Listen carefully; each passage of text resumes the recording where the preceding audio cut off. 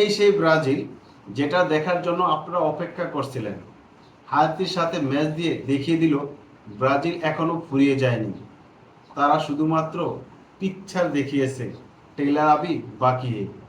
হায়াতির সাথে ম্যাচে ৩-০ গোল ব্যবধানে জিতেছে ব্রাজিল। সবাই কিন্তু দুর্দান্ত পারফরমেন্স করেছে, ডিফেন্ডার থেকে মিডফিল্ডার, ফরওয়ার্ড, উইঙ্গার সবাই কিন্তু চমৎকার খেলছে ভাই।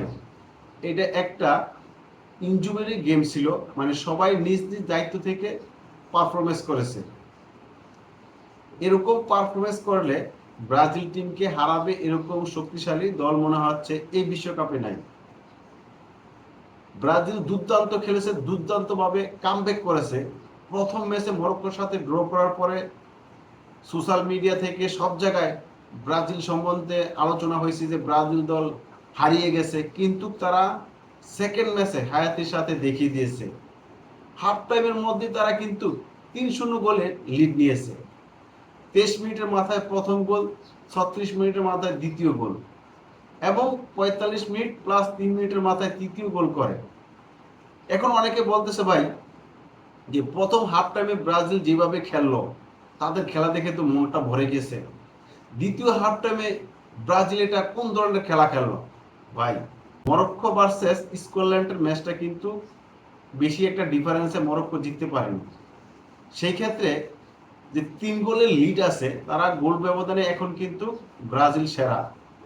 তার মানে গ্রুপ চ্যাম্পিয়ন হবে যদি তারা ৩-০ গোল লিড নিয়ে ম্যাচটা শেষ করতে পারে। সেই ক্ষেত্রে কোচ কার্লো আনচেলত্তি চিন্তা করেছে যে ঠিক আছে, তোমরা ডিফেন্স খেলো, কারণ এই দলটার মধ্যে কিন্তু ম্যাক্সিমাম ইনজুরির প্রবণতা দেখা দিয়েছে। রাফিনিয়া কিন্তু অলরেডি ইনজুরিতে পরে কিন্তু সে মাঠ থেকে বের হয়ে গিয়েছে। সেটা আপনাকে চিন্তা করতে হবে, সেটা আপনাকে বুঝতে হবে। শুধুমাত্র যদি মনে করেন যে হাফ টাইমে যেভাবে ফুটবল খেললো, পরের হাফ টাইমে কেন ব্রাজিল চিপসে গেল ভাই? চিপসে যাওয়ার কারণ এটাই হচ্ছে, যেহেতু মরক্কো স্কটল্যান্ডকে বেশি ব্যবধানে হারাতে পারেনি, সেই ক্ষেত্রে তারা ওই রিস্কটা নেয় নাই। যদি মরক্কো আবার স্কটল্যান্ডকে বেশি ব্যবধানে হারাতো, তাহলে ব্রাজিলের একটু চিন্তা থাকতো এই হায়াতের সাথে ম্যাচটা আরো গোল বেশি ব্যবধানে জিততে হবে। যেহেতু মরক্কো স্কটল্যান্ডকে বেশি ব্যবধানে হারায়নি, সেক্ষেত্রে তারা নির্ভর হয়ে এই ফুটবলটা খেলছে। মিডফিল্ডার কাশ্মীরকে একটু কম দেখা গেছে, তার সবচেয়ে রেটিং পয়েন্ট কম ২.৬। এছাড়া কিন্তু সবাই ওভারঅল ভালো খেলছে। কার্লো আনচেলত্তির এই দলটার মধ্যে মেইন প্লেয়ার হচ্ছে ভিনিসিয়াস জুনিয়র।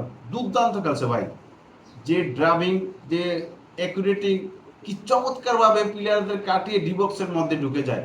চমৎকার খেলছে ভাই, সত্যি তার খেলা দেখে আমি মুগ্ধ। এই ম্যাচের মধ্যে কিন্তু সে ৪৫ মিনিট প্লাস ৩ মিনিটের মাথায় একটা গোলও পায়। এই বিশ্বকাপে তার এটা দ্বিতীয় গোল।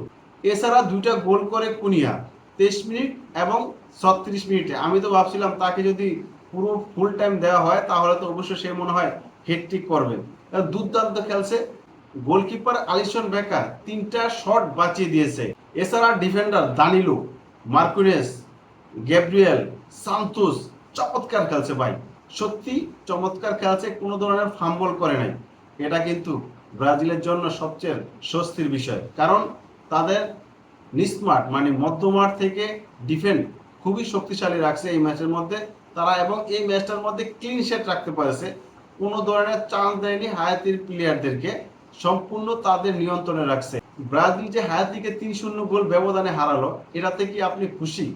আপনি কি মনে করেন যে না, ব্রাজিলের দরকার ছিল আরো বেশি গোল ব্যবধানে জিতা?